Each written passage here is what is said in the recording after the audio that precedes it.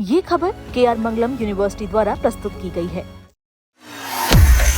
कांग्रेस के प्रदेश अध्यक्ष श्री अजय राय जी का जो बयान आया है वो बहुत ही दुर्भाग्यपूर्ण है, अभद्रता की पराकाष्ठा है और इसे सभ्य समाज में कोई स्थान नहीं मिल सकता। इस सभ्य समाज इसकी बहुत ही निंदा कर रहा है। मैं भी उस निंदा में शामिल हूँ, मैं भी निंदा करता हूँ। कल ही मैंने अपने सोशल मीडिया पे पोस्ट करके इसकी आलोचना किया था, निंदा किया था और हमारे देश में, हमारे देश की संस्कृति में, हमारे देश की सभ्यता में या राजनीतिक वार्तालाप में भी ऐसे शब्दों का प्रयोग वर्जित है और उन्हें नहीं करना चाहिए, उन्हें क्षमा मांगनी चाहिए थी। ये बात अलग है कि देश की जनता कांग्रेस को और उनके ऐसे नेताओं को क्षमा नहीं करेगी। विशेष रूप से जो व्यक्ति काशी से संबंध रखता है, जो भगवान विश्वनाथ की और हमारी भारतीय संस्कृति की राजधानी मानी जाती है, ऐसे जगह से आने वाला व्यक्ति और जो गंगा जमुना की हमारी तहजीब है उसमें पले बढ़े व्यक्ति के लिए तो बिल्कुल ही अशोभनीय है। और उससे भी बड़ी बात, मैं तो अपने स्वयं के समाज, हमारे खुद के समाज से वो आते हैं, मैं उस समाज के बारे में भी सोच करके मैं सोचता हूँ कि हमारे समाज की जो सभ्यता है, हमारी विनम्रता जो है, यही हमारी पहचान है।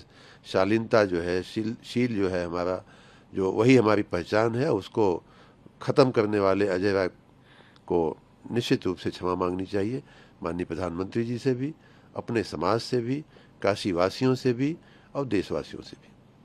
उन्होंने अपने कार्यकाल में कोई पावर प्लांट नहीं लगाया। हाँ, कुछ पत्थर जरूर लगाए थे। उन पत्थरों में दिसंबर 2016 में जब उनकी सरकार जाने वाली थी, 16 दिसंबर 2016 को जब उनकी सरकार जाने वाली थी, आचार संहिता लगने वाली थी, उसी दिन 2 पावर प्लांट का उन्होंने पत्थर एक ही जगह से लगाया था। उनके पास इतना टाइम नहीं था कि इन दोनों महत्वपूर्ण प्रोजेक्ट के लिए दोनों जगह जा पाते, जवाहरपुर में और पनकी और ओबरा सी का उन्होंने शिलान्यास जवाहरपुर से किया था 16 दिसंबर 2016 को। उसके बाद तुरंत आचार संहिता लग गई और उसके बाद तुरंत वो मुख्यमंत्री के पद से विदा भी हो गए थे। तो उन्होंने पत्थर जरूर लगाए थे। इन दोनों प्रोजेक्ट्स का पूरा काम हम लोगों ने भारतीय जनता पार्टी की सरकार के कार्यकाल में हुआ है और उसको हमने अभी बहुत ही थोड़े दिन पहले ही हमने उसको कार्यान्वित किया है, उससे प्रोडक्शन शुरू हुआ है। उनके कार्यकाल में मात्र स्वतंत्रता से 2017 तक की मैं बात कर रहा हूँ, मात्र 5000 मेगावाट थर्मल पावर इस पूरे प्रदेश में पैदा होता था। उसमें 4000 से ज़्यादा मेगावाट हमने ऑलरेडी जोड़ दिया है। लगभग 2 गुना करने की दिशा में हम ऑलरेडी बढ़ चुके हैं। अभी हमारा घाटमपुर आ जाएगा तो हमारा 2 गुना हो जाएगा तब से, और अब हम 3 गुना उसे करने की दिशा में आगे बढ़ रहे हैं। मेजा में 2400 मेगावाट का नया प्लांट का मंजूरी सरकार ने दे दिया है। उसी प्रकार मिर्ज़ापुर में भी 1600 मेगावाट की नई मंजूरी सरकार ने दे दी है। वो सारे के सारे प्लांट कार्यान्वित होने की दिशा में आगे बढ़ रहे हैं। उनके समय जितनी ऊर्जा वो पैदा करते थे उतनी ऊर्जा तो हम सोलर एनर्जी से और रूफटॉप एनर्जी से पैदा कर ले रहे हैं। इसलिए अखिलेश यादव को अपने समय के कार्यकाल और हमारे समय के कार्यकाल का कंपैरिजन करने का कोई अधिकार नहीं है।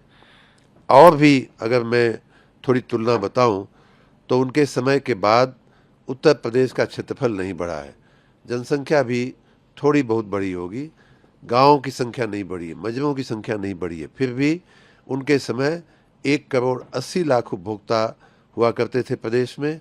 आज हमारे 3,70,00,000 उपभोक्ता, आधे से ज़्यादा उपभोक्ताओं को तो बिजली नसीब ही नहीं थी, बिजली का दर्शन ही वो नहीं करा पाए थे अपने राज्य में।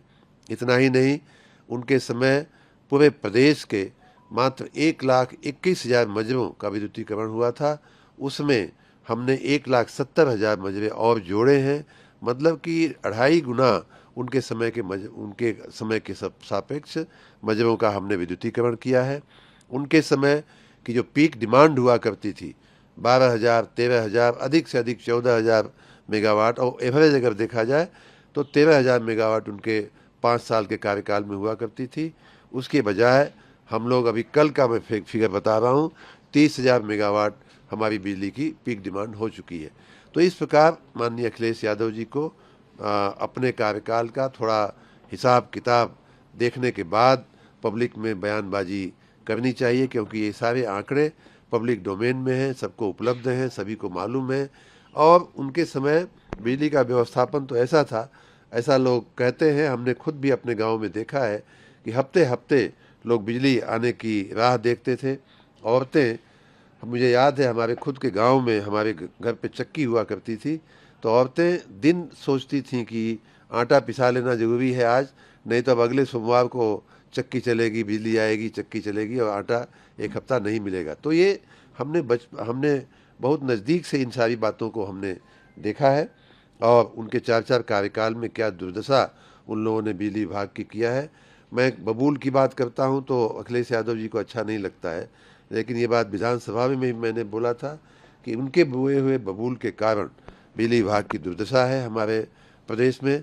उन्होंने हमसे पूछा था कि बबूल क्या चीज़ है, मैंने बताया भी बबूल क्या चीज़ है। पहला बबूल नंबर 1 ये है कि उन्होंने महंगी दर पे पीपीए किए हैं, करार किए हैं उत्तर प्रदेश में बिजली खरीदने के लिए।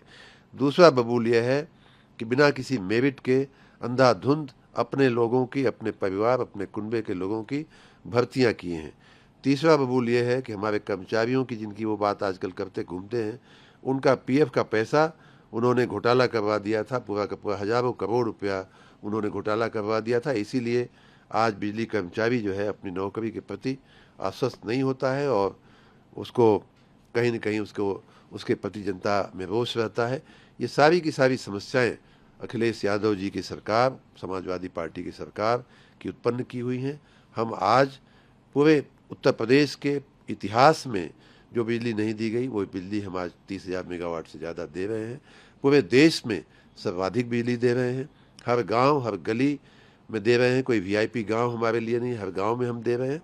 हाँ, स्थानीय परिस्थितियों के कारण कहीं कहीं बिजली की व्यवस्था में जरूर दिक्कतें आती हैं, लोगों को कई बार परेशानियां झेलना पड़ता है, और उसके लिए मैं सभी अपने बिजली कर्मियों से अपील भी करता हूं कि ये हमारे लिए चुनौती का समय है, परीक्षा का समय है। हम अपने कार्य में डटे रहें, और ज़्यादातर कर्मचारियों की मैं प्रशंसा भी करूंगा कि वो दिन रात देखे बिना वो अपने कार्य में लगे भी हुए हैं।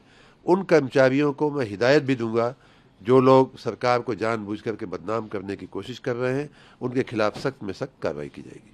देखिए, बिजली एक आवश्यक सेवा है, हर व्यक्ति की हर क्षण की ज़रूरत हो गई है, हर घर की हर पल की ज़रूरत हो गई है।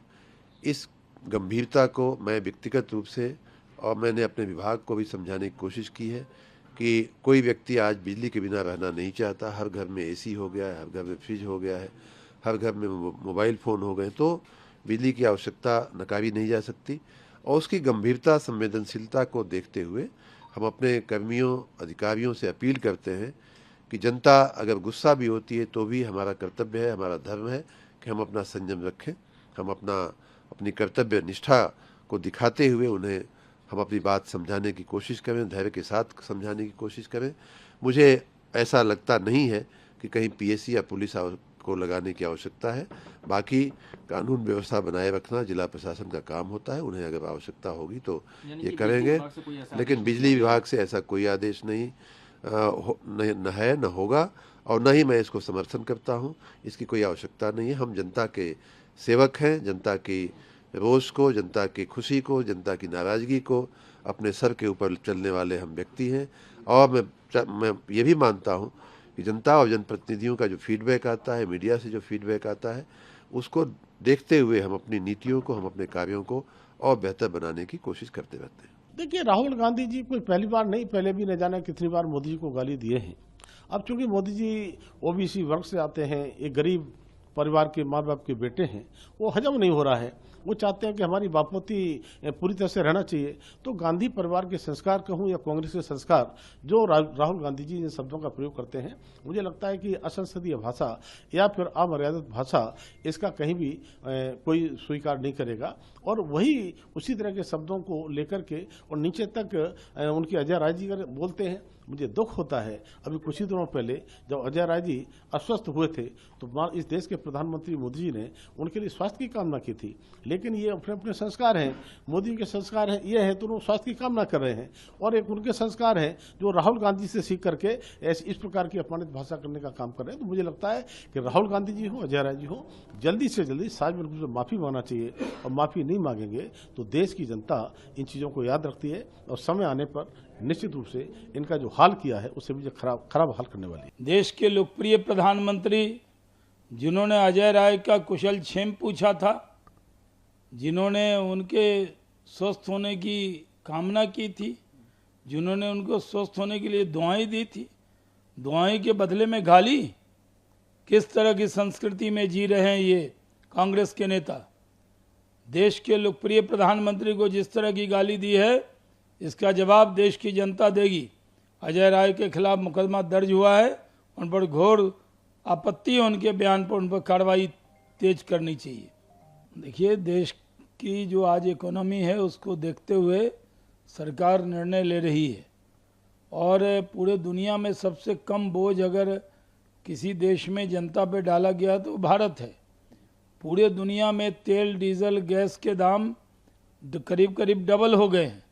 भारत में ये 3 से 4% है, लेकिन इसको लेकर कांग्रेस रोज राजनीति करती है। जब देश संकट में हो, दुनिया संकट में हो, तो विपक्ष को भी सकारात्मक भूमिका निभानी चाहिए, लेकिन कांग्रेस इसमें भी मौका तलाशती है।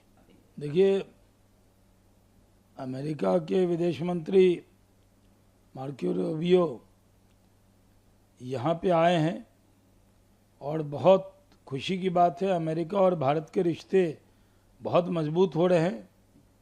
वो वहाँ के इम्पोर्टेंट नेता भी हैं।